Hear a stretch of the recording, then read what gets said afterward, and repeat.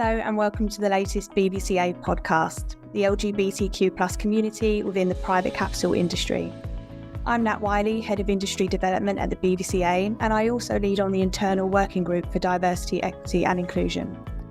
A key part of the BVCA's mission is to promote DE&I within our industry, aiming to increase representation and participation, as well as to support firms to build inclusive organisations. This topic is particularly relevant today as we're recording during Pride Month.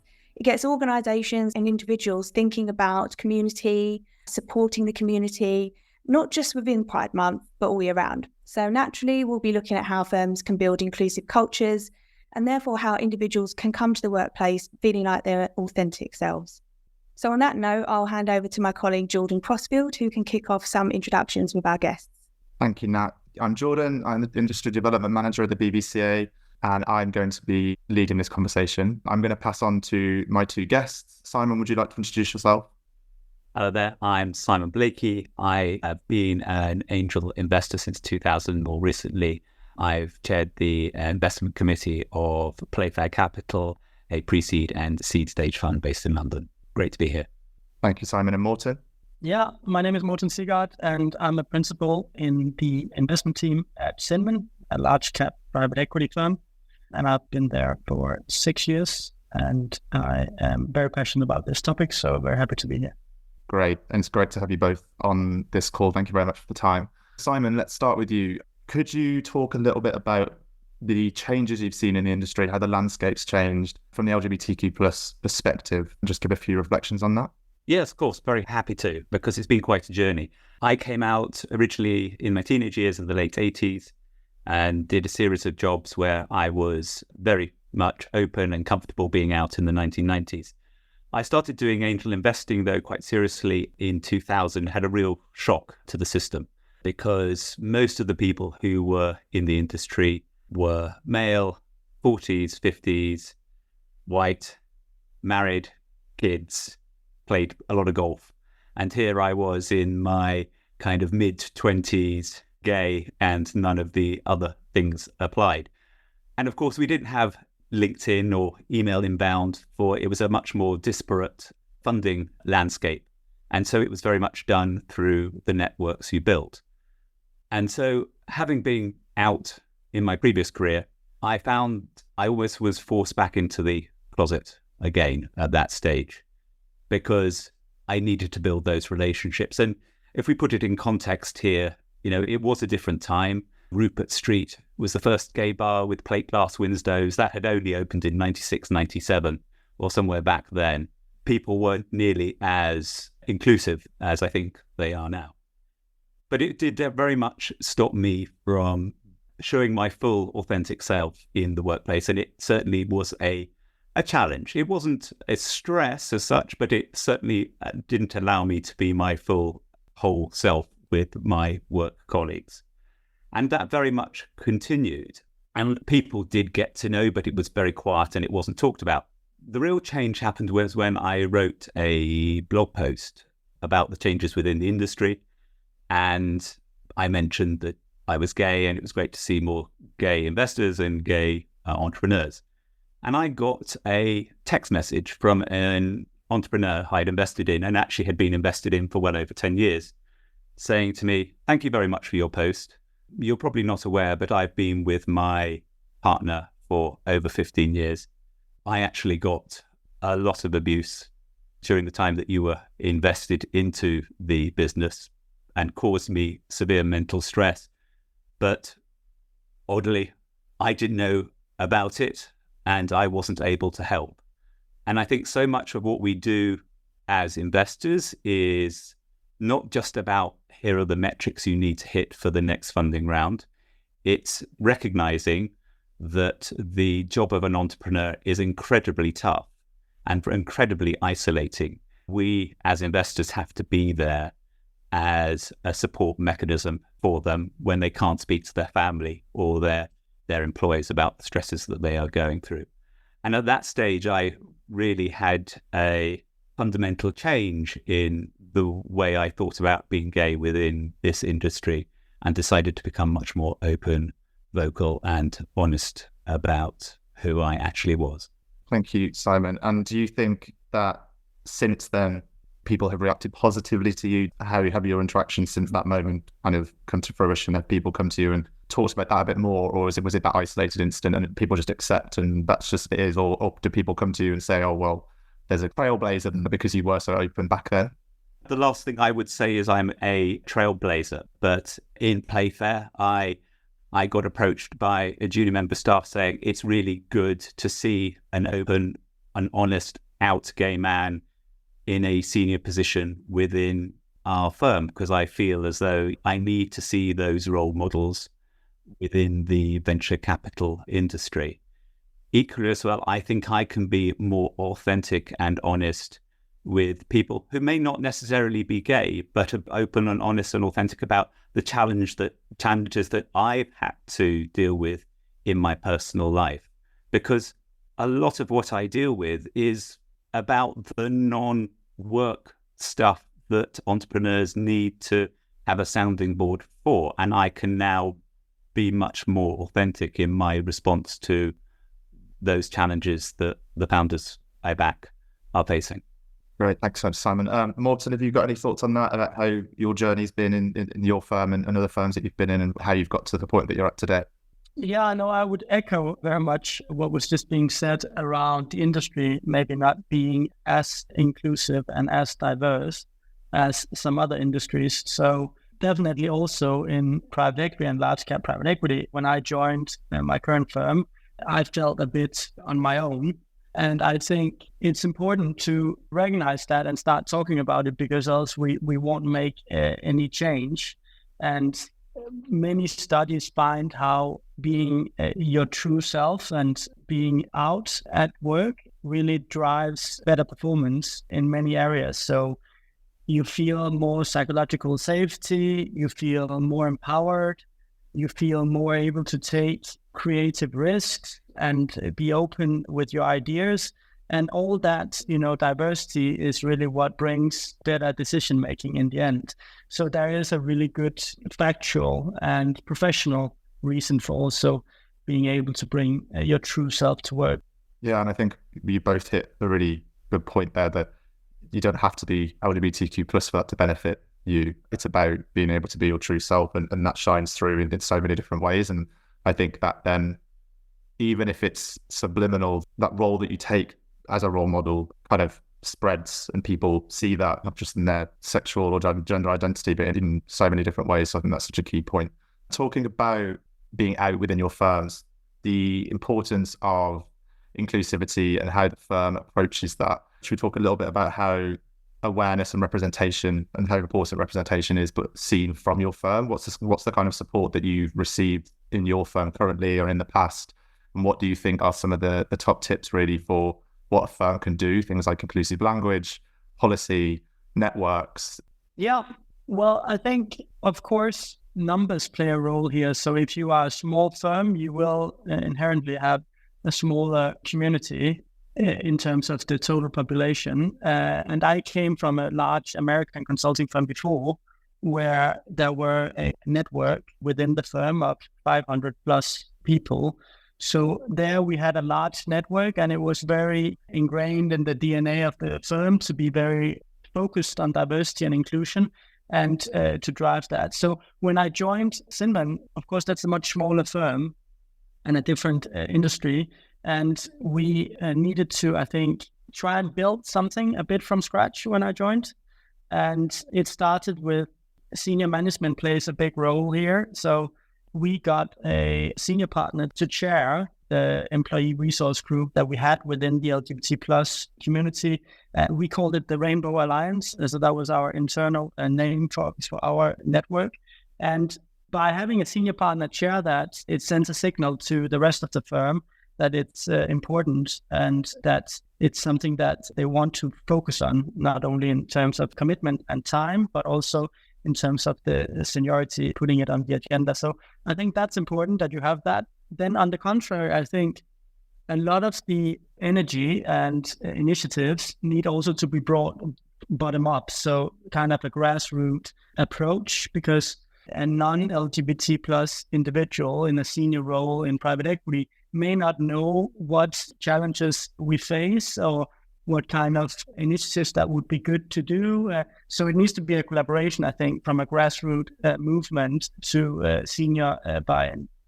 Yeah, absolutely. I think there definitely has to be some meeting in the middle, because you've got to have that influence from senior management, because it sends such strong signals and a lot more people listen. Sadly, that's just the way the world is. But the understanding won't be there. So the understanding of the daily struggles have to come from the individuals, and that can be quite scary. But if there's someone that's come before that they can kind of stand on those shoulders, that's great. But if not, it does take a lot of confidence to have those conversations. So I think it's great that the senior partner had that buy-in and that you did that. That's incredible for future employees. Simon, do you want to speak to that point a little bit about the need for the senior buy-in and how a firm can get to that point?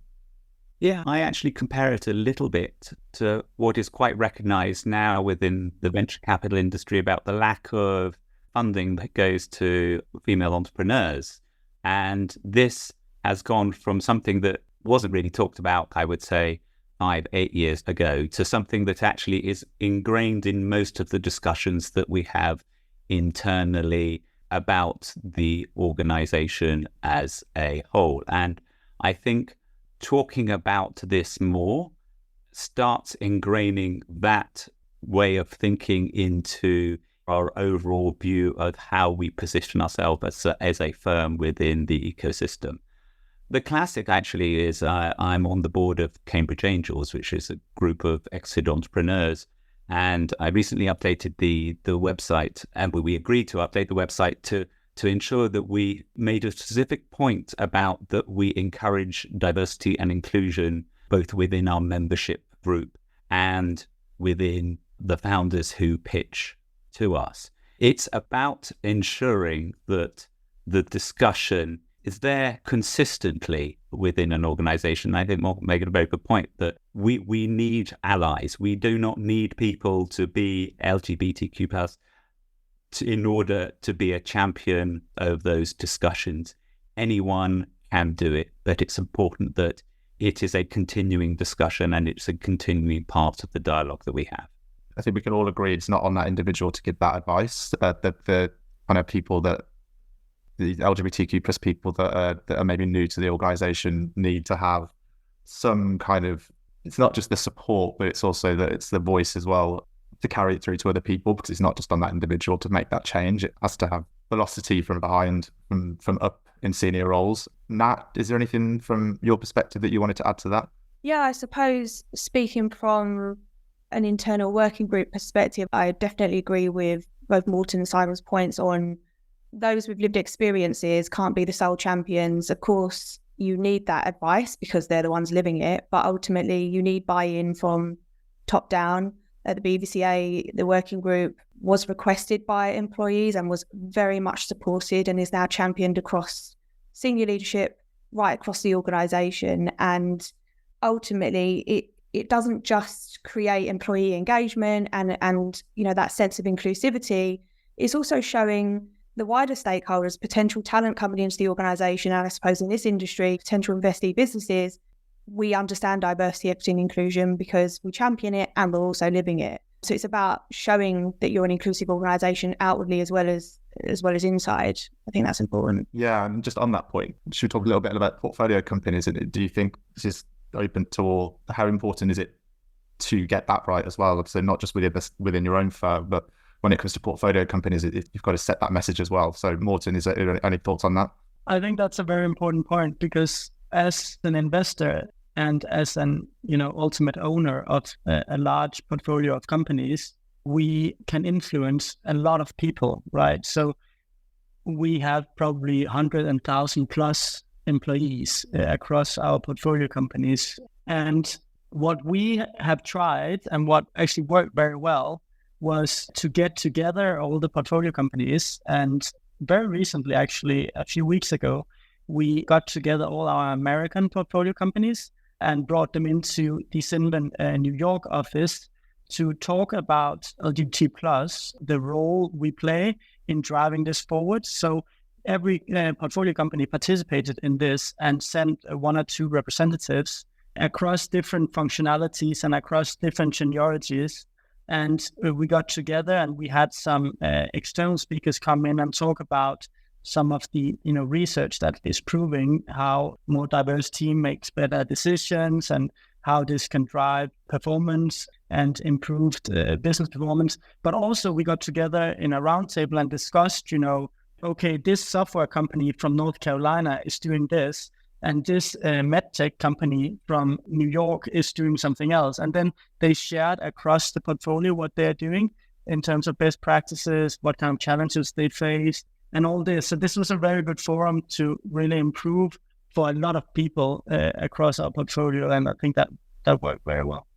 Yeah, that's a great idea. Simon, is there anything in that area that you want to add?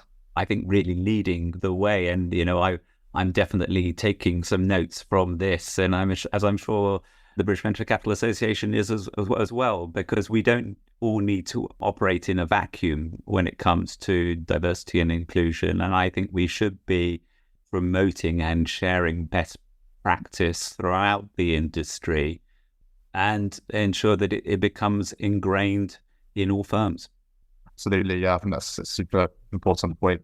I know that the BVCA we have events that bring the community together, and if more people do that and just get and share these ideas, it's like you said, it's only a good thing when people are talking and supporting each other, and who knows what comes out of those conversations. Like you said, Morten, it can be business or it can be just support.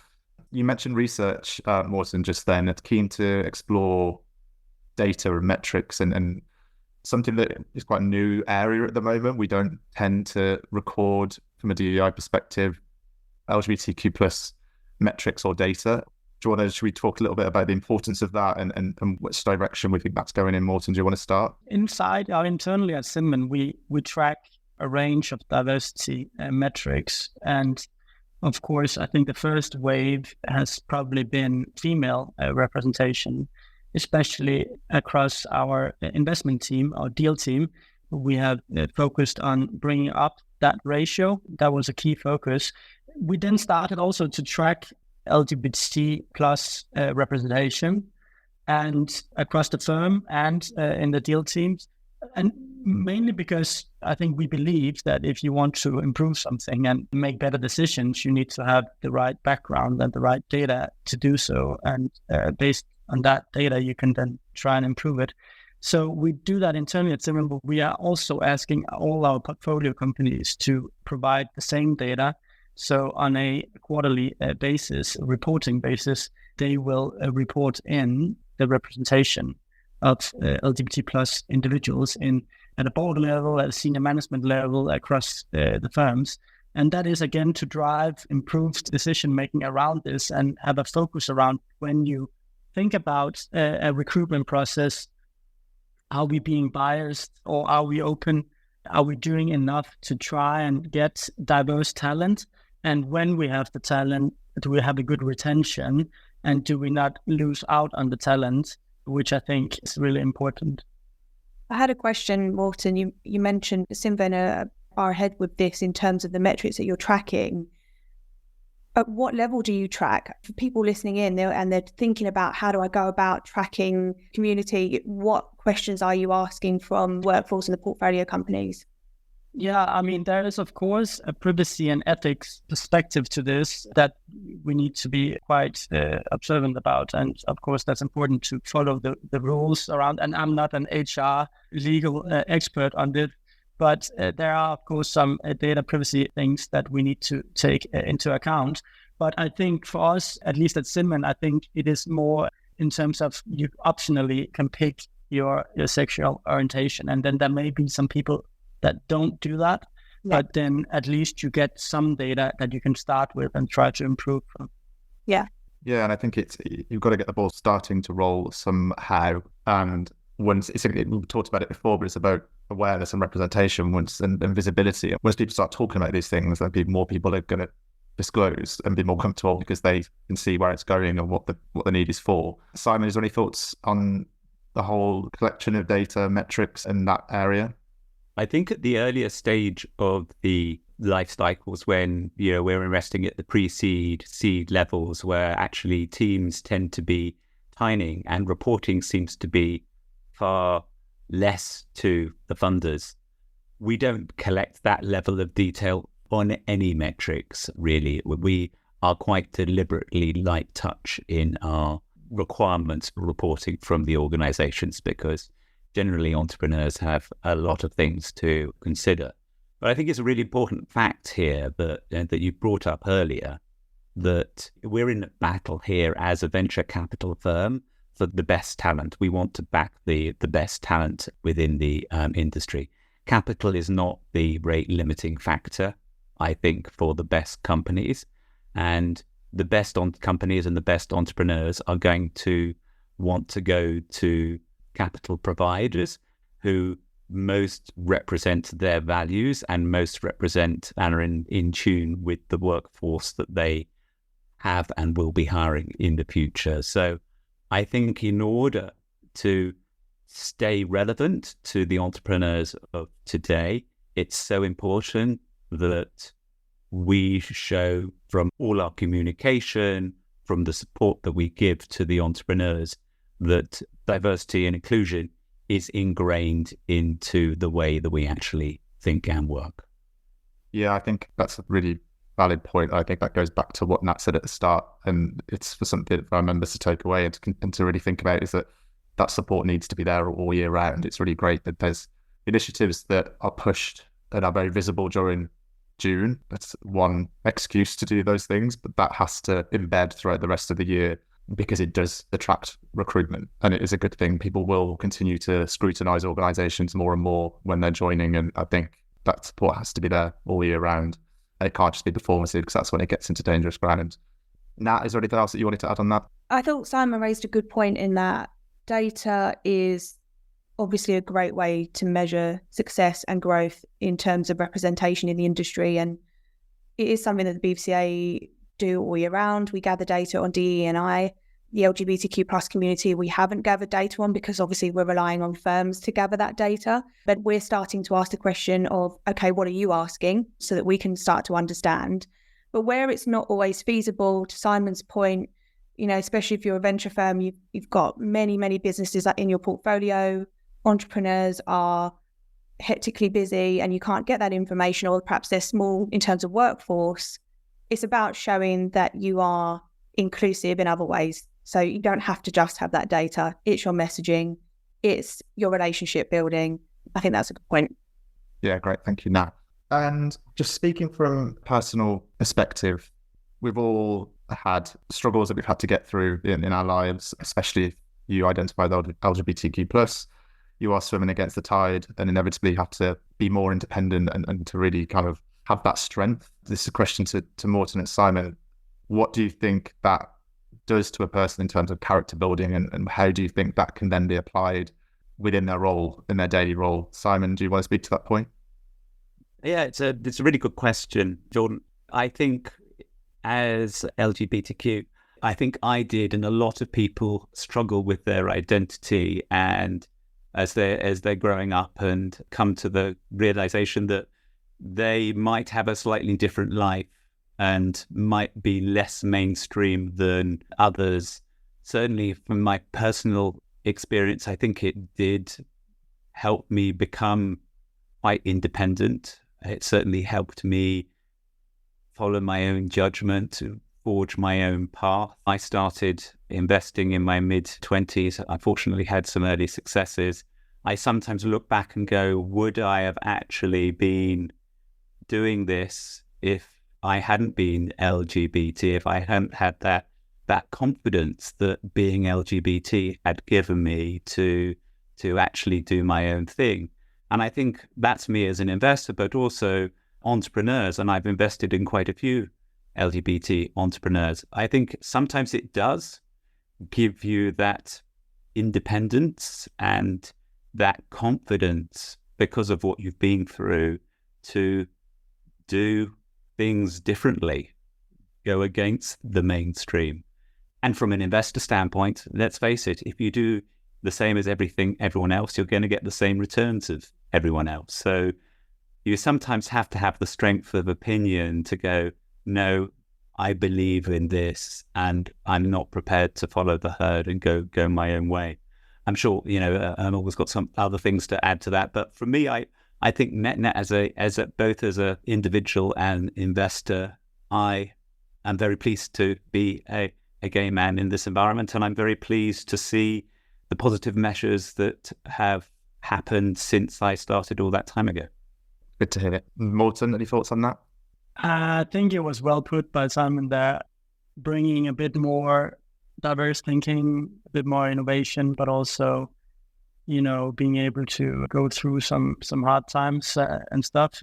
Yeah, I don't have much more to add. I think it was well put by Simon. Nat, are there any thoughts on any of that or anything that we discussed? My message would be to any organisation that's thinking about where do I start with all of this? How do I support my colleagues? My message would be a working group goes a long way to just hear what your colleagues have to say. That's a great starting point. And if you're a small organisation where that's just not feasible, there are other networks, industry level networks out there for the community, such as Out Investors, who can, and we'll list them all as well afterwards, who can support your colleagues as well. If you don't know where to start, working groups are a great place. Yeah, and like Nat said, we'll definitely signpost to that. And I think the key message, I guess, just to get the conversation started and then just see where that goes and show the support and seek out support from other initiatives if it's just you. And sometimes that's where these things start with an individual. And that doesn't mean that people shouldn't speak up. Are there any final thoughts from both of you, Morten, or any final thoughts from you? One point I didn't make before actually was you can drive this internally and across portfolios, but also across the industry. So, for example, it's good to do it internally in terms of having a safe place, having a network, you'll be able to get together. But it's actually also quite interesting from a business standpoint, from a deal-making standpoint, when we have a network, for example, Out Investors across private equity and VC and growth equity, you get close to people from different firms. So from a deal context, it's much easier to pick up the phone and call someone that that are in the same kind of boat as you in the LGBT plus community. And that also accounts for law firms, consulting firms, investment bankers.